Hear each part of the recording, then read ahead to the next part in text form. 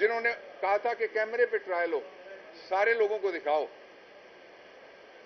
यहां जितने केस चल रहे हैं वो सारे के सारे ऐसे केसेस हैं जो बड़े केसेस हैं, और प्राइम मिनिस्टर का ट्रायल हो रहा है जहां मीडिया मौजूद नहीं है। क्या हो रहा है किसी को कुछ पता नहीं है। और जेल में ट्रायल जो होते हैं, मैं बीबी का मैं वकील रहा हूं, मैं जेल जो कोर्ट लखपत में नवाज शरीफ के दौर में ड्रग केस था जिसमें डेथ सजा थी आसिफ जरदारी का, मैंने वो ट्रायल सारा लड़ा, लेकिन उसमें रिपोर्टरों को जाने की इजाजत थी। वकील हम जितने चाहें हमारे साथ जा सकते थे। तो ये इंसाफ का कत्ल हो रहा है। और ये जबरन जो आज चार्जशीट लगाई गई है उसकी कोई हैसियत नहीं है। ये बोगस केस है, इसका कोई मुस्तकबिल नहीं है।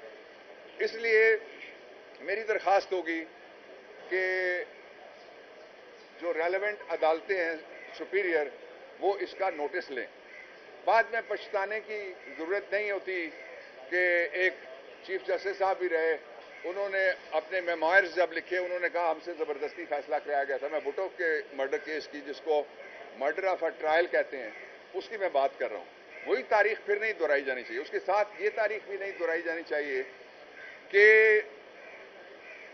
आपने देखा जो जलसा होता है उसमें गलियां भी भर जाती हैं, लोग खुशी से आते हैं। तो हबीब जालिब ने एक दफा एक रेफरेंडम हुआ था जो नवाज शरीफ साहब के मोजिद और इनके मुर्शिद दोनों थे, जियाउल हक साहब ने रेफरेंडम कराया था। तो इनका जो जलसा था उसके ऊपर मेरा कमेंट ये है कि ये बिल्कुल उस रेफरेंडम जैसा जलसा था जिसके बारे में हबीब जालिब ने कहा था कि कुछ मायूस से चेहरे थे, सच्चाई का मातम था। और दूसरा जो उसने कहा बहुत सख्त है, वो शायद आप चला ना सके, इसमें से पता नहीं कितना चलेगा। Thank you.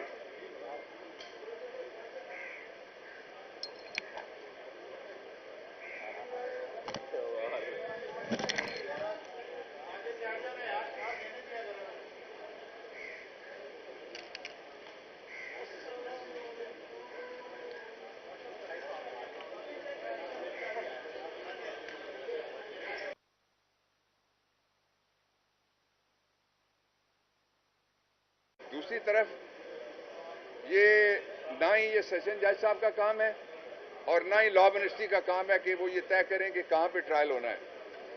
ये जो ट्रायल कोर्ट है उसको इख्तियार है सेक्शन 14 के नीचे, जो इख्तियार यूज नहीं किया जा रहा, एब्यूज किया जा रहा है। मैं बताता हूं कैसे। आपके लिए जो मीडिया है पाकिस्तान का और बैरून मुल्क का, उसके लिए ट्रायल, फेयर ट्रायल को तभी हो सकता है जब आप उसको कवर करेंगे, वहां बैठेंगे जाके, ये सारे रिपोर्टर्स बैठेंगे और सारे जाके जो व्लॉगर्स हैं वो बैठेंगे, वो फेयर ट्रायल होगा। जो कानून में लिखा हुआ है सेक्शन 14 है ऑफिसर सीक्रेट एक्ट का, उसमें लिखा हुआ है कि किसी शख्स को या सबको अदालत अगर समझे कि कोई ऐसा मरला केस में आ गया जहां रियासत को खतरा है, ये मैं लफ्ज इस्तेमाल कर रहा हूं, I would like to be contradicted, ये सेक्शन 14 है कि वो लफ्ज अगर आ जाएं जिससे रियासत को खतरा दरपेश हो तो तब लोगों को बाहर निकाला जा सकता है। लेकिन दो तबकात को नहीं निकाला जा सकता। एक वकील नहीं निकाले जा सकते, वहां वकील नहीं जा सकते, जेल है। दूसरा आप नहीं जा सकते, वरना आप वो ट्रायल देखने के लिए वहां खड़े हों। वो ट्रायल नहीं हो रहा, ट्रायल का कत्ल हो रहा है। It is murder of a trial जो इमरान खान के खिलाफ प्रोसीडिंग कर रही है।